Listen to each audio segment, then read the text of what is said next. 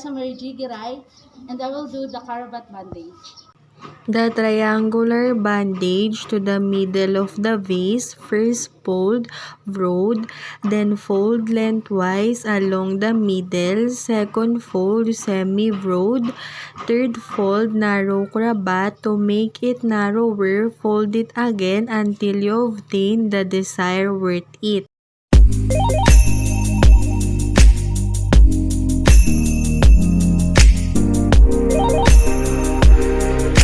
I am Rhea JT Academia and I will do the square knot technique. Hold the both ends, right over left, left over right, the lock.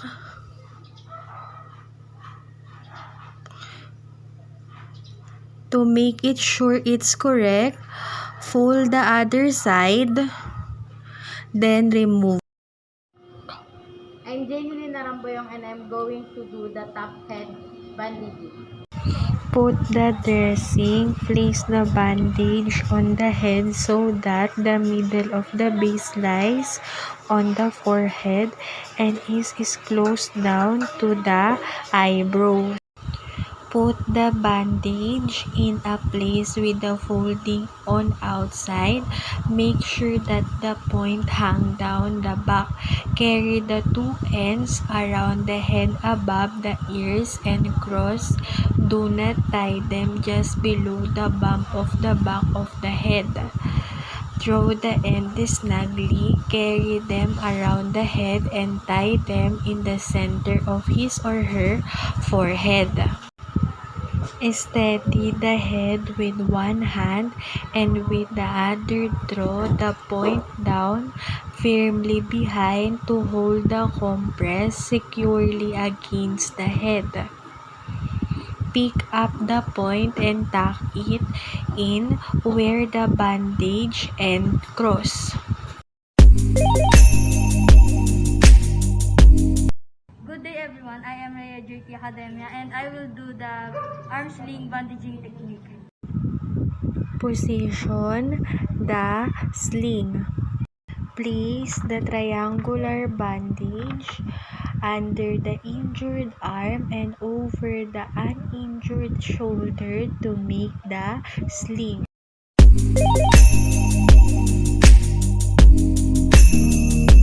Secure the sling, tie ends of the sling at the side of the neck.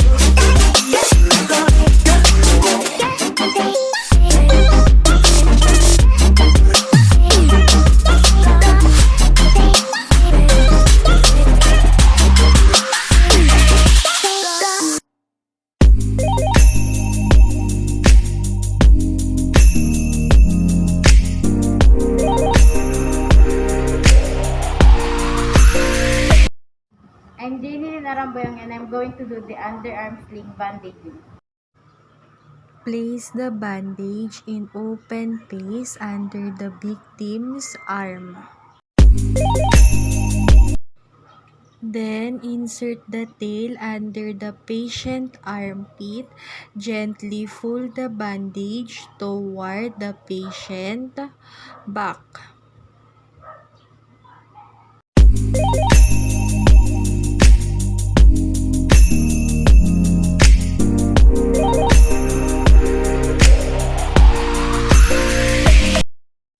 Twist the two tails using the square knot. Strap over the shoulder side of the patient's neck.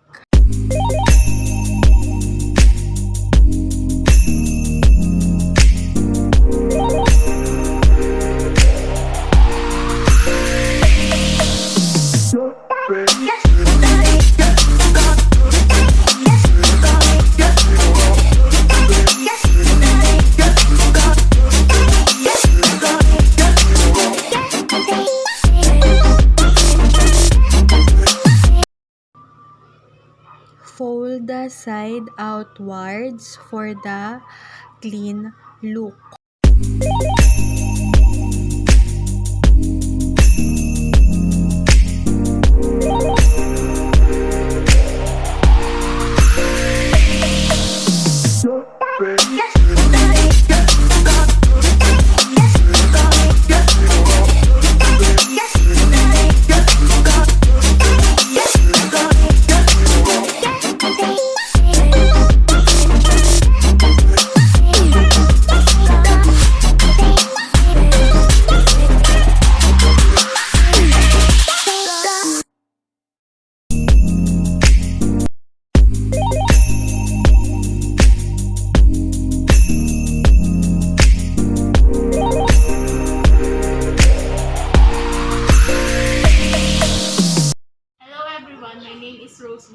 And I'm doing chest injuries. Put the dressing.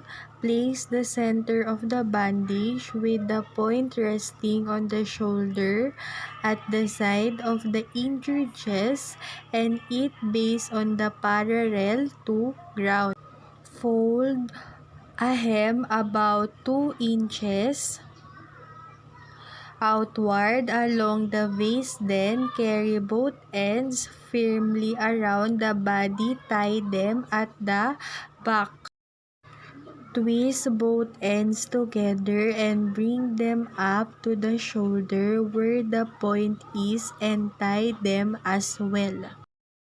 Be sure to fold outside hem at each side of the bandage before tying the point.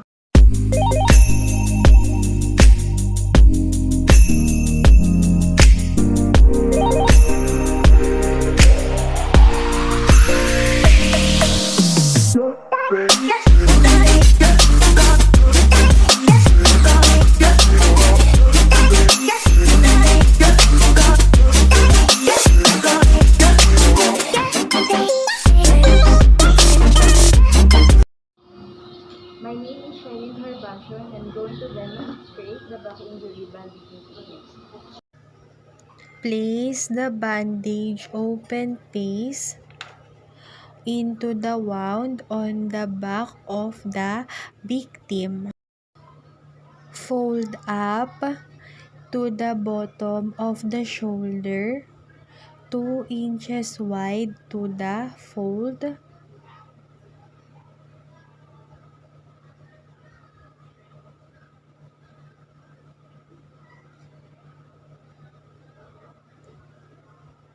And twist each tail using the square knot that is in the area below it is. The upper part of the tail, what you turn the shoulder neck around the neck and use the square knot to tie. Then hide the hanging tails. Fold the side out for a clean look.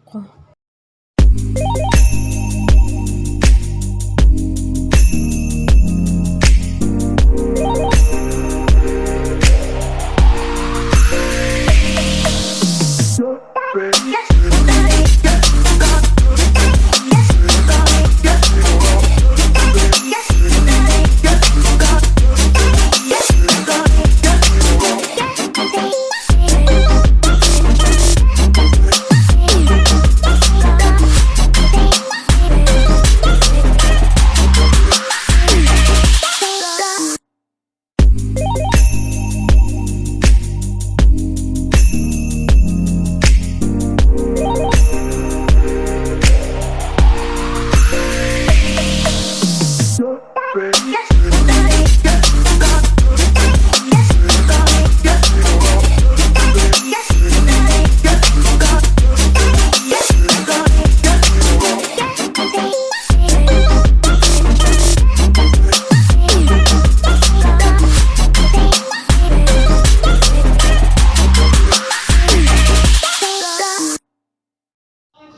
everyone, I'm Alpha Larissa Cuesta and I'm doing show on. Place the bandaging on the foot, then you cross and put the triangular bandage to heel, then cross, then the bandaging put into the left and right, then square knot.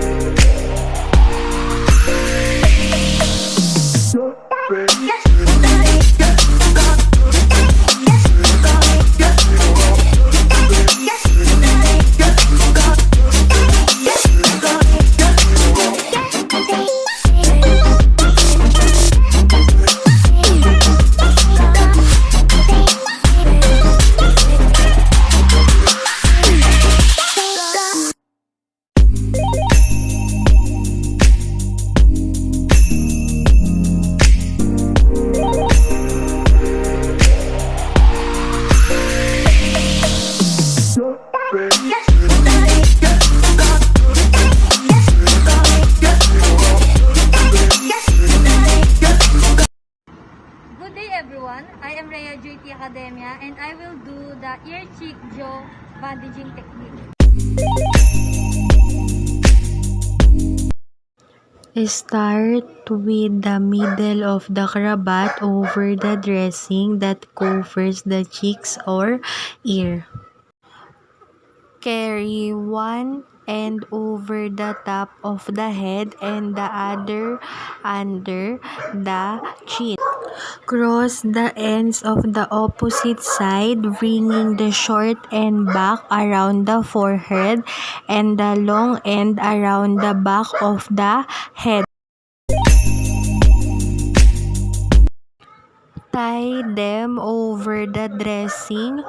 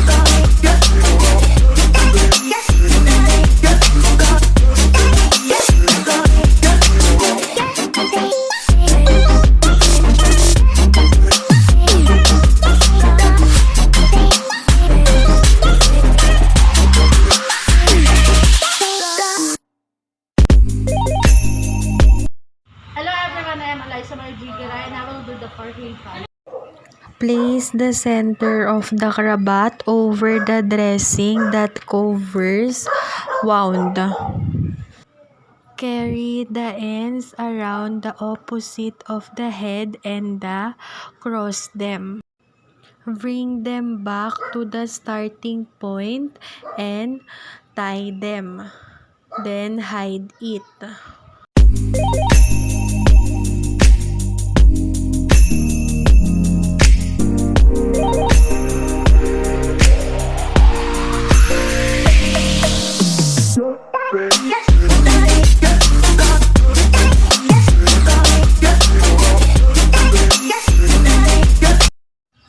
Hello everyone, my name is Rosebabe Cagas and I'm doing butt eye tingling. Place the center of the cravat over the dressing that covers wound. Carry the ends around to the opposite of the head and cross them. Bring them back to the starting point and tie them at the center of nose bridge.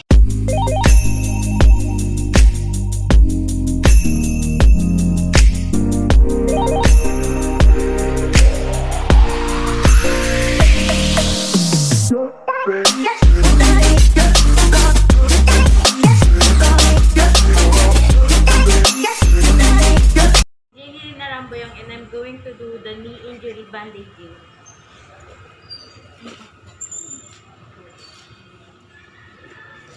Start with the middle of the bandage over the dressing at the elbow or knee. Then put the bandage at the back.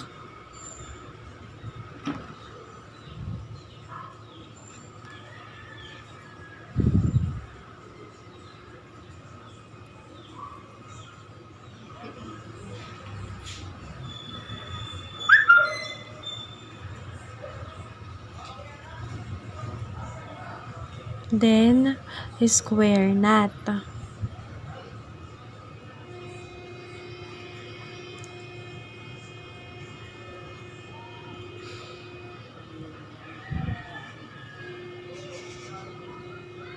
Then hide the tails.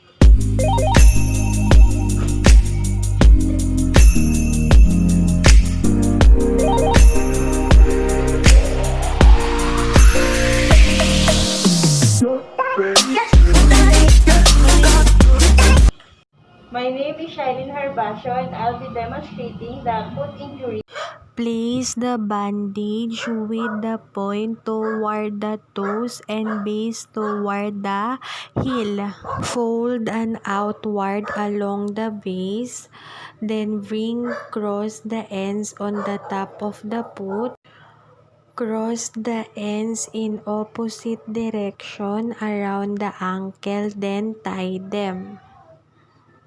Draw the point towards the ankle and tuck it in the folds where the ends cross each other.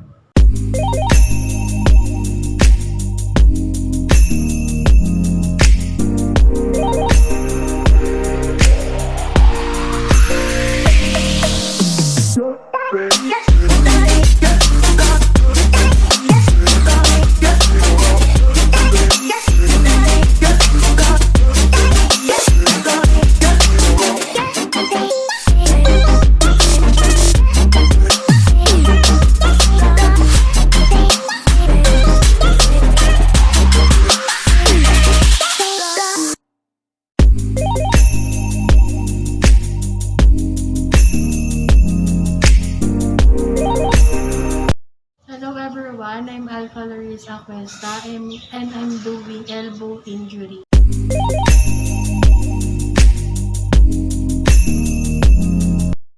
Start with the middle of the bandage over the dressing at the elbow.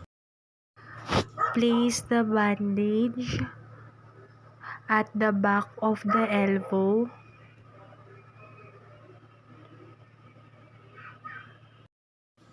Then square knot.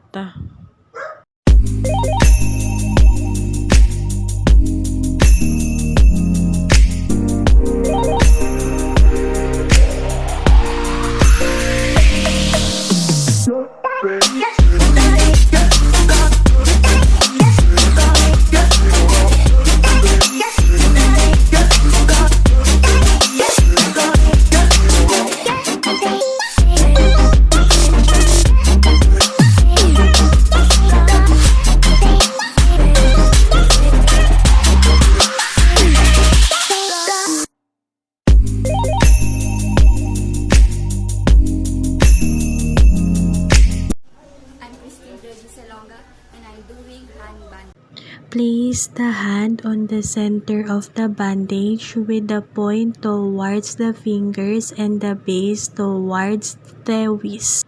Fold and outward along the base, wring and cross the ends on the top of the hand. Cross the ends in opposite direction around the wrist, then tie them. Throw the point towards the wrist and tuck it in the folds where the ends cross each other.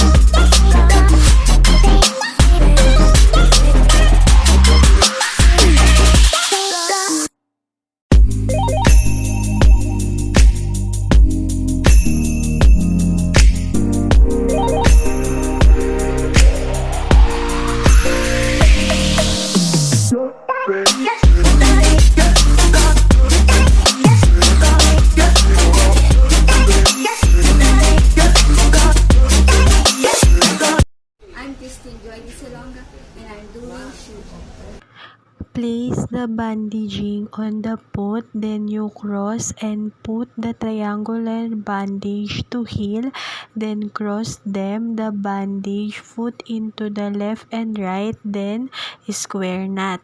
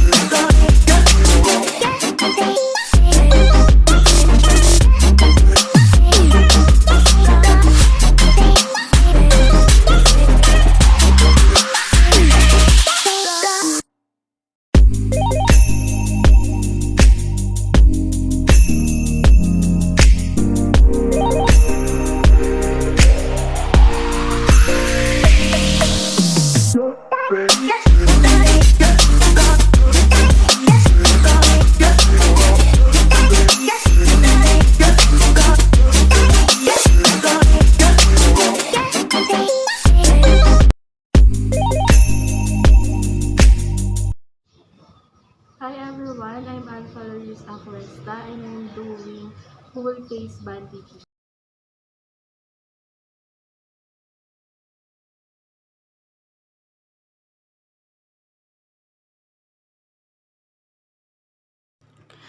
Tell the patient to put his pointing needle and ring finger in her chin below her lips.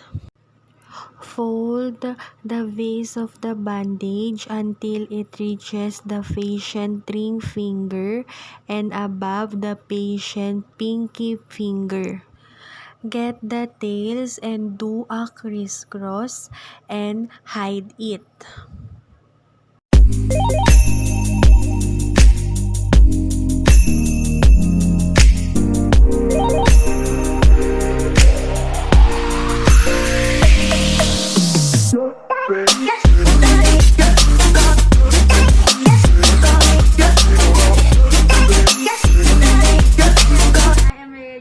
Academia, and I will do the back head injury bandaging technique. Make a simple mark.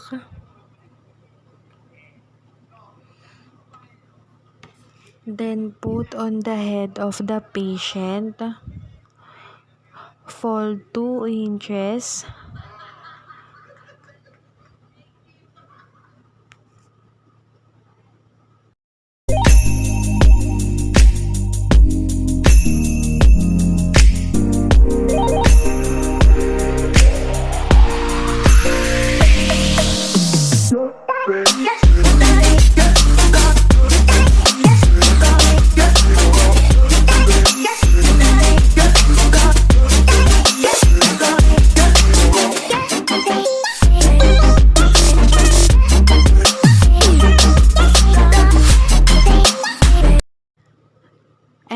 take a crisscross.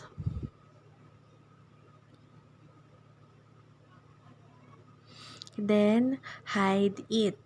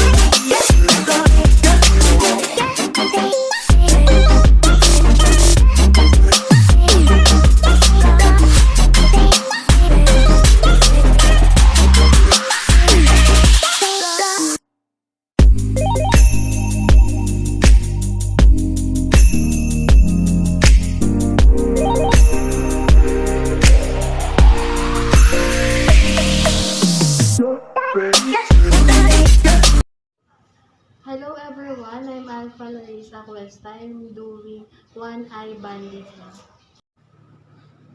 Place the center of the cravat over the dressing that covered the wound. Carry the ends around the opposite of the head and cross them. Bring them back to the starting point and tie them at the side of the injured part.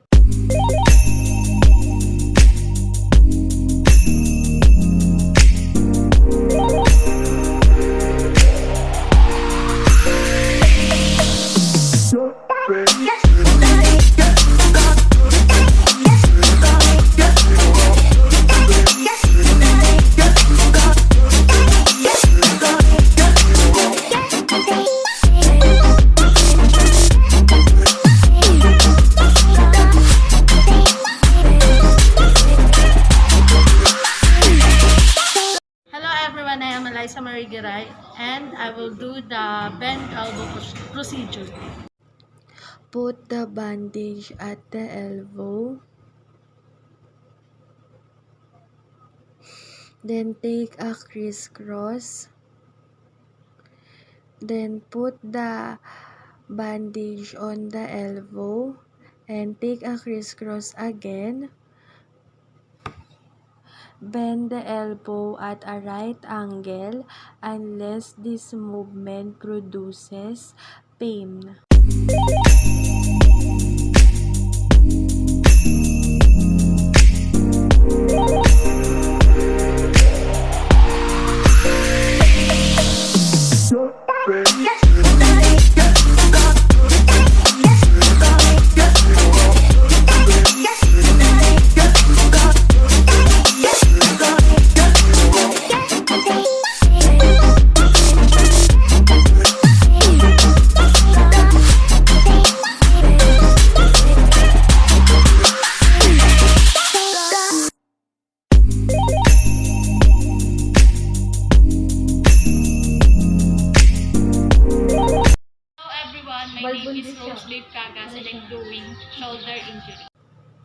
Using a wide cravat, place a third of its length on the dressing with the short end towards the front. Carry the other end passing down the armpit back to the shoulder at the short end and covering the dressing. Then do a square knot. Then hide it.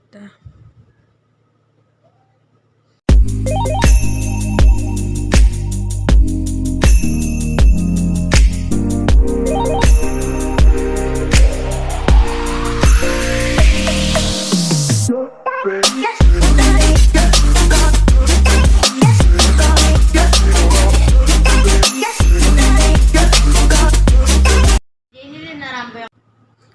the ghost pad close the four fingers.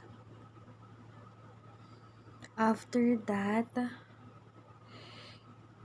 thumb side cover the four fingers, but the thumb is not covered.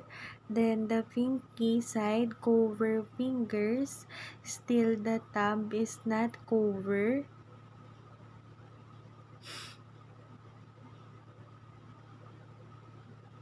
Then square knot.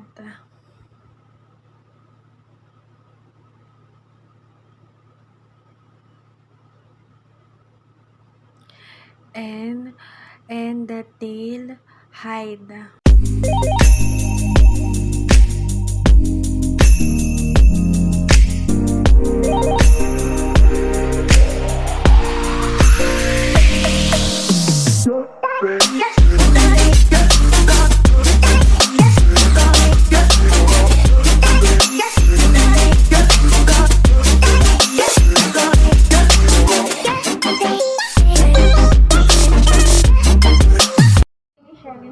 And I'll be demonstrating the palm in. Apply your dressing. Put your bandage on the top.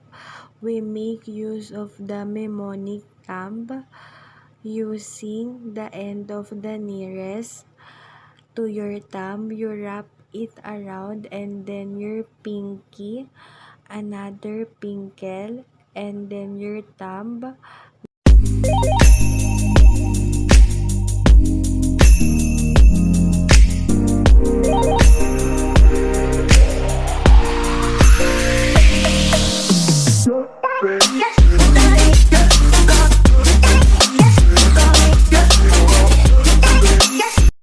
Then make a square knot.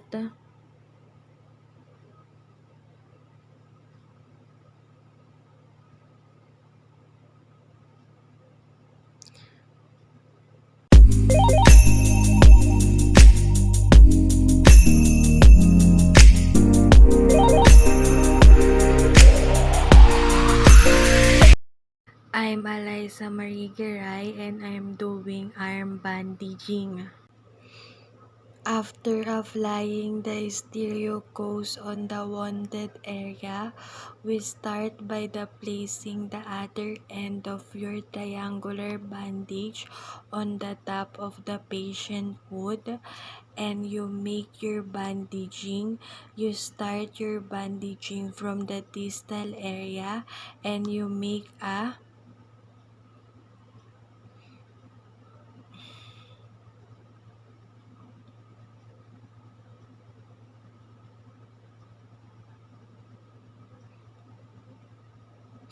then you make a hide the tails.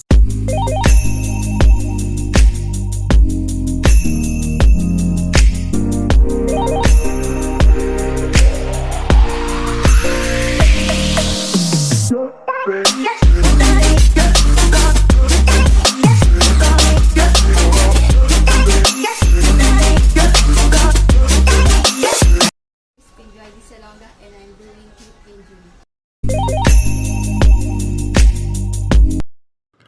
Put the narrow cravat in the waist, then bandage. Put into right side hips, then turn back and square knot.